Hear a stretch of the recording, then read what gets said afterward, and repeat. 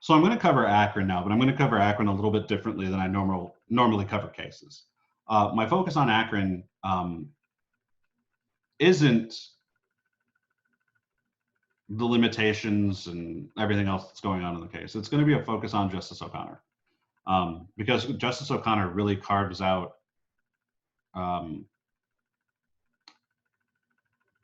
how to move forward given the unwieldiness of the trimester framework. So the first case that we do in this section is Akron versus Akron Center for Reproductive Health. It's the first abortion case in which Justice O'Connor was on the court, and is the first abortion case, obviously, that the court heard with a woman on the bench.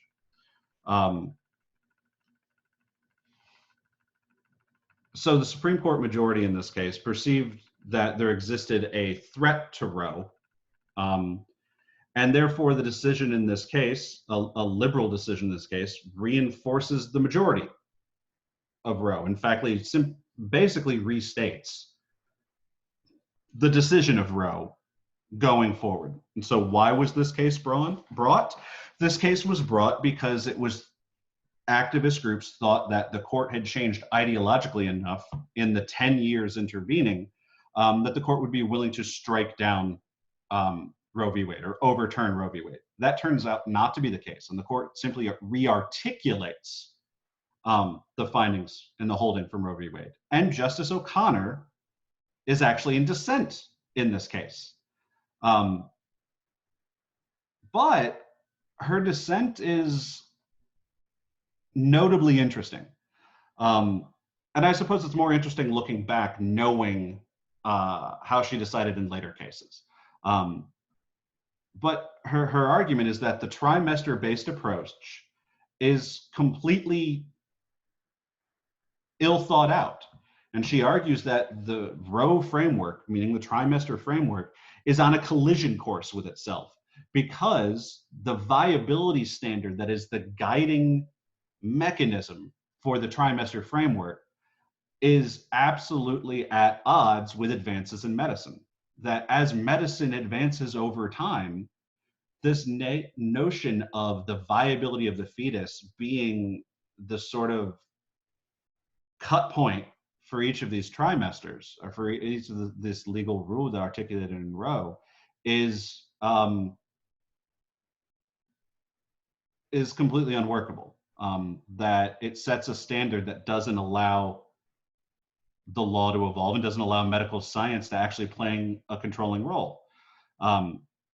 She says that abortion should instead be regulated by a standard of unduly burdensome. What she means is that if a local regulation places an undue burden on a woman's attempt to obtain an abortion, then that restriction should be unconstitutional. So she articulates a viewpoint in dissent in this case that argues that, well, Roe is bad law, the trimester framework is bad, and that if we want to talk about how we regulate abortions, here's another possible standard to use. But she says all of this in dissent, and so she's dissenting from a case that re-articulates Roe. And that's the important part. Her dissent in this case was read in many circles as an articulation to the willingness to strike down Roe v. Wade. And that's not true. Her dissent in Akron was a disagreement with the framework that Roe provided. She speaks to no end about a disagreement about a fundamental right for a woman to have an abortion. What she's disagreeing with is the framework that the court articulates in Roe, not the fundamental right that Roe v. Wade articulates. And so in a case that I don't assign you, I just want to provide you a little bit of guidance to the evolution here. Another case is brought forward in 1989 called Webster versus Reproductive Health Services. President Reagan at this time had made 3 appointments to the Supreme Court, and all of them were presumed to be anti-abortion. And the reason why they were presumed that is because Reagan made a campaign promise to say that he would only appoint anti-abortion judges. And now that there was a 5-4 conservative majority of the court with 3 Reagan-supported or Reagan-appointed justices, a case was brought forward to challenge the nature of Roe v. Wade and to attempt to overturn it. Many observers believed that the decision in Webster versus Reproductive Health Services would be one that overturned Roe v. Wade, but it didn't. It was a 5-4 decision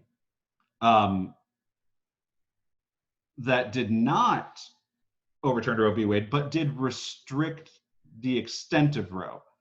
Justice O'Connor held the decisive vote.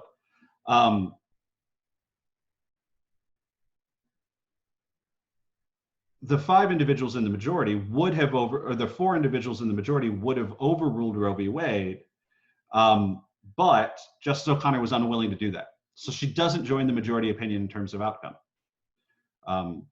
She disagrees with the majority's attempt to overturn Roe, but she concurs because she believes that regulations on reproductive health are okay, as long as they meet her previously articulated standard.